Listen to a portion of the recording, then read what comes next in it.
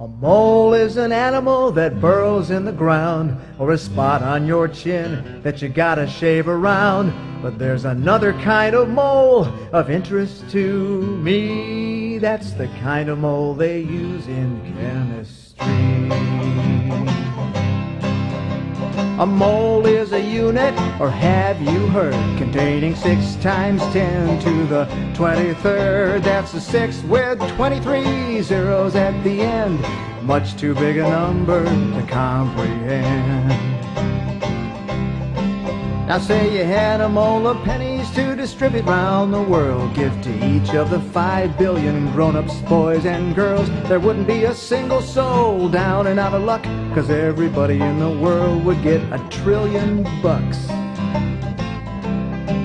Or say you had a mole of paper and stacked it toward the sky. Paper's awful thin, but that pile would get so high it'd reach up into outer space. In fact, I think you'd find it'd go up to the moon and back 80 billion times.